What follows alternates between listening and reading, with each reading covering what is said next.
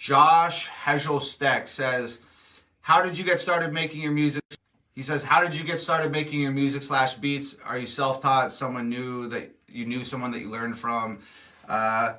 So I had been, it's a long story, but I'll give you the Reader's Digest. So I had been writing music for a long time, didn't have an outlet, I was a pro wrestler for like quite a while, then like accumulated injuries and shitty politics, just like got out of the business. I needed an outlet for my creativity, and I'd been writing music my entire life, and I'd never recorded any of it. I'd never performed any of it. I never even told anybody that's what I was doing. But when I got out of wrestling, I was like, okay, this is my opportunity to chase that and to follow that and explore that. So I bought a mic, and I bought a $50 microphone. I bought a $50 interface. I had $100 worth of music gear. I plugged it into my computer, and then I was like, oh shit, like, so I can record my voice with this gear, but what do I record my voice on? I have no beats. I have no actual music, no instrumentation. So then I bought a program so I could start making my own beats, and like, we're talking like 10 years ago. You know what I mean? Maybe like slightly more than that, 12 years ago at this point. So I started making my own beats out of necessity because I didn't have the money. I spent all my money on my recording gear. I didn't have money to pay other people for beats. So I started making beats out of necessity. And then when I had made a bunch of songs, I was like, what's like the next step? Like, where do I go from here? And I was like, shit, I need to have music videos. So I asked my parents for a camera for Christmas. They got me this little Canon camera. I bought some software that would edit music videos, and I started shooting. I put my camera on a tripod, make a song. I'd make a beat, make a song, record it, and then I'd put the camera on a tripod, stand in front of it, and rap at the camera, and then I'd take all the footage and edit it myself, and I was putting out these like homemade music videos. I think I ended up doing like 60 in like 3 months.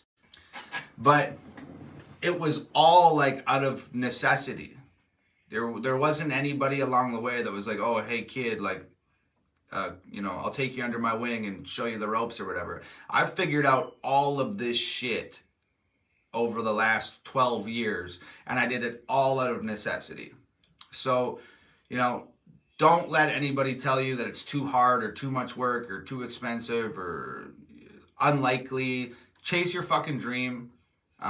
Do whatever you need to do to get there. It's crazy when you think about it. Like, I have like 30 fucking billboard plaques. I got like 4, 7, 8. I got 8 of them sitting right there. And like 10 years before these billboard plaques, some kid just bought $100 worth of music equipment and was like, I'm gonna be a musician. And it turned into that. Like 30 billboard plaques, 20 number ones. It's fucking crazy. This is the type of shit that people tell you can't do. Or along the way, the music industry will say, oh, you need us for this. You need a manager, you need an agent, you need PR, you need marketing, you need distribution, you need a fucking publishing deal, you need licensing, you need syncs, you need this, and you don't need any of that shit. It's like, these are just people that are trying to get their fucking hands in your pot, so when the food's ready, they get to eat some. That's it. So you can do this shit all yourself. You can do this shit all yourself. You got the internet at your fingertips. You can learn anything that you want to learn on your fucking phone. You can experiment and have fun, and you can teach yourself this whole shit.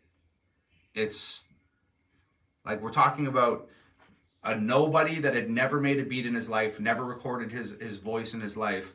We're talking 10 years later and 30 billboard plaques.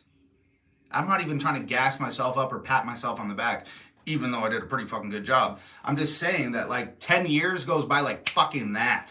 So fast.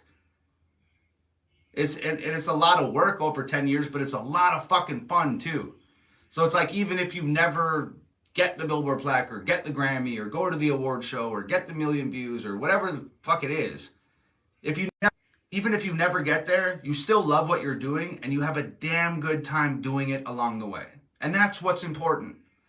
Is like this destination of a Grammy or a million views or my music video's on TV, or my song plays on the fucking radio, or a billboard plaque. That's like a destination. The destination doesn't fucking matter. It doesn't fucking matter. Trust me. After you get a couple billboard plaques and you're like, okay, like, all right, so what's next? And I'm sure the same thing happens when you get a Grammy. Okay, I got a Grammy. What's next? What's next? What's next? What's next? It's always this what's next shit. When really what's important is, hey, the last 10 years that you worked to get that Grammy, or to get that song on the radio, or to get that million views, or to get that plaque, or whatever the fuck it is, the last 10 years that you worked to get there, did you have fun for those 10 years? Did you enjoy yourself for those 10 years? Were you happy for those 10 years? That's all that fucking matters. The destination doesn't mean shit. It's the journey to get to the destination. That's literally the only thing that fucking means anything. So yeah, I went on a bit of a tangent there, but Josh, to answer your question, I started making music. How did I start making music? I just bought the shit and started fucking making music, and progressively improved my skills over the years. So, fucking rock and roll, dude. I hope you can do the same thing.